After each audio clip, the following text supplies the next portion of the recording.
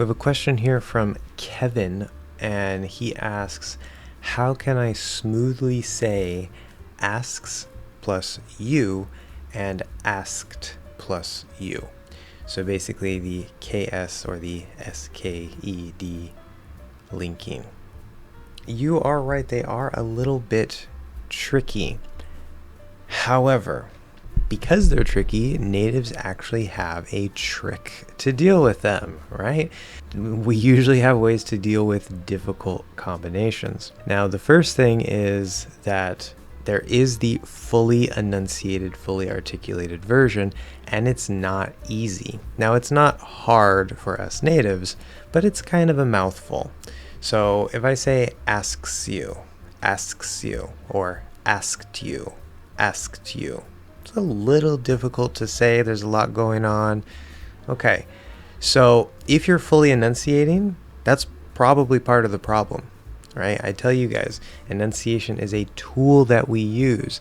Many teachers tell you to enunciate. I do not want you to enunciate all the time. Enunciation is a tool for clarity, for emphasis. Sometimes things might come out a little enunciated, and that's okay. It's about a dynamic range, not a perfect pinpoint sound every time. Now, for this particular case, we actually have a special thing that we do with the SKS. So what happens if we do just SK? Sk, sk. Okay, that's not too hard. Now you put another S after it. Asks. This is actually part of a pattern, SKS, SPS, and even STS, where we will do a lazy or partially enunciated K, P, or T, which will allow us to speak more easily and more quickly. So in the case of asks, instead of going s, k, s, what you're going to do instead, and this is not informal, this is very natural, very normal, we do this a lot.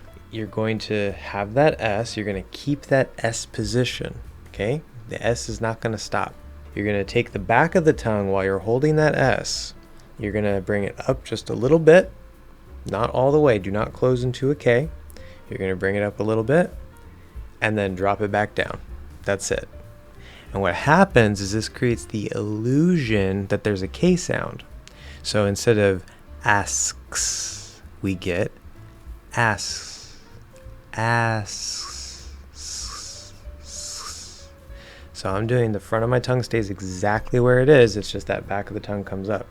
If you have difficulty holding one part of your tongue in place while moving another part of your tongue, you need to try the phase 0 work for the mouth posture. Phase 0 is not just for mouth posture. It will help you get better control over your vocal tract and just improve your pronunciation in general, regardless of the approach you take.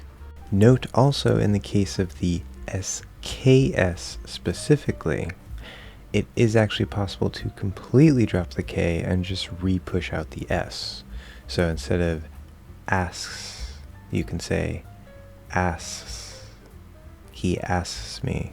Now if we're going asks to you, well, S and Y, you just say sew. Asks you, asks you, asks you, asks you.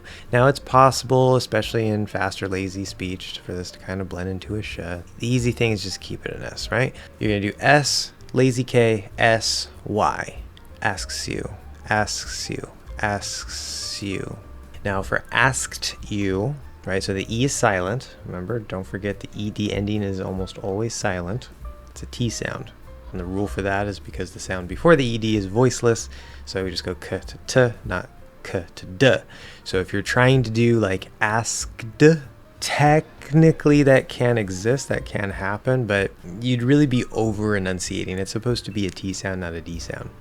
So asked. Now the trick we have here, you can still do the same thing with the S and the K, but there's no S after it. So if you do like ask, okay, there's that K. I'm not closing it completely, so you can kind of hear the air coming through. Asked, asked. So you can still do a lazy K here. Sometimes we'll do that, sometimes we won't. Sometimes you might hear asked, we just do kt, kt. But you could do the lazy K and then go into that T. Now the T and the Y, asked you.